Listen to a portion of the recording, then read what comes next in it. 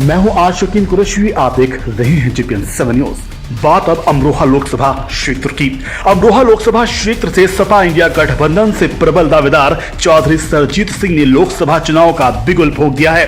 वे गांव-गांव जाकर इंडिया गठबंधन को लोकसभा चुनाव में वोट देने की अपील कर रहे हैं। नागावा सादात विधानसभा क्षेत्र के गांव खेड़का में सपा के पूर्व जिला अध्यक्ष स्वर्गीय हरपाल सिंह यादव के आवास पर सपा नेता चौधरी सरजीत सिंह का स्वागत किया गया। पूर्व कमिश्नर सरजीत सिंह ने यहां आगामी लोकसभा चुनाव के लिए बिगुल फूंका। उन्होंने समाजवादी पार्टी के हाथों को मजबूत करने की लोगों से अपील की और साथ ही लोकसभा में जीत के लिए हुंकार भरी। बैठक में बोलते हुए उन्होंने कहा कि आज अपराध और बेईमानी का पहिया घूम रहा है। किसान और मजदूर अपने आप को ठगा महसूस कर रहा है। देश में आज इमरजेंसी जैसे हालात हैं। सरजीत सिंह ने कहा कि समाजवाद के साथ ही देश का भविष्य सुरक्षित है। बेरोजगारी चरम सीमा पर है। 100% सीटों के साथ सपा सत्ता में वापसी करेगी। यहाँ उन्होंने महागठबंधन को सफल बनाने का आह्वान किया। इस मौके पर पिंटू यादव, रघुवीर सिंह, रवि खेड़का, अनुज यादव, धीर सिंह, कृपाल सिंह, प्रीतम यादव, महराम सिंह, इकबाल हसन, नसीम, निसार, गोपी चरण यादव, रोहताश यादव, कैलाश यादव, निहाल जाटव, सुरेश यादव, बलवीर सिंह, रामगोपाल सिंह, धर्मपाल सिंह, राजू यादव, होशियार सिंह सहित भारी संख्या में लोग मौजूद थे। अमरोहा से आशिकीन कुरैशी की रिपोर्ट। ये आज जो साहब ये मीटिंग हुई खेड़का में, ये किस विषय में आपका यहाँ आना हुआ? आप जैसे जान ही रहे हो कि इस समय देश में तानाशाही शासन चल रहा है और उस तानाशाही शासन को हटाने की कुव्वत उत्तर प्रदेश में केवल समाजवादी पार्टी के गठबंधन में है।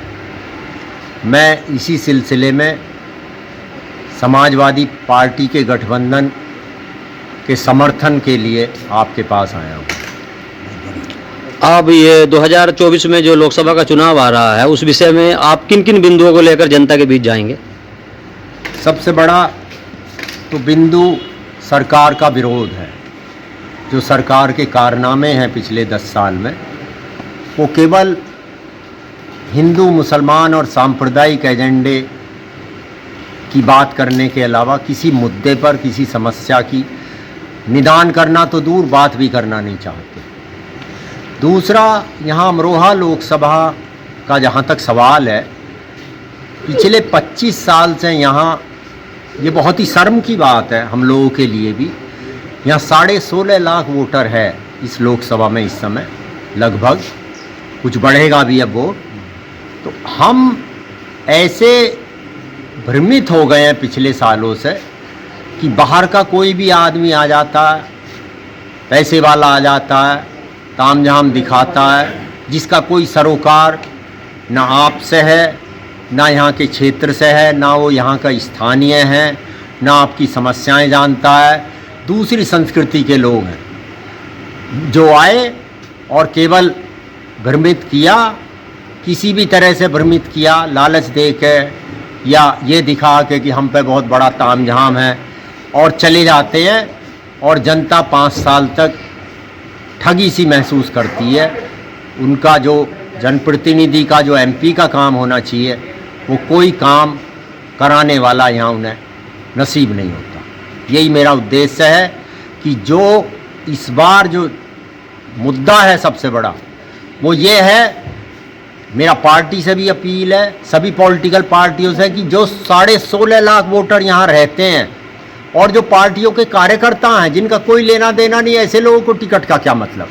जो पार्टियों में रहे हैं, जिन्होंने पार्टी की निष्ठा से सेवा की है और ख़राब समय में भी पार्टी का झंडा बुलंद करने का काम करा है, मैं चाहता हूँ कि समाजवादी पार्टी के हिस्से में अगर सीट आए तो ऐसे कार्यकर्ता को यहाँ से टिकट दिया जाए जो कि यहीं का रहने वाला हो, समाजवादी पार्टी का व्यक्ति रहा हो और हमेशा जिसकी निष्ठा समाजवादी पार्टी के प्रति रही हो और जो अपने लोगों में काम करने की इच्छा रखता हो, क्षमता रखता हो, योग्यता रखता हो। ये 1 नेशन 1 इलेक्शन वाली जो बात चल रही है, क्या जनता इसका बहिष्कार करेगी? देखिए, भारतीय जनता पार्टी इस समय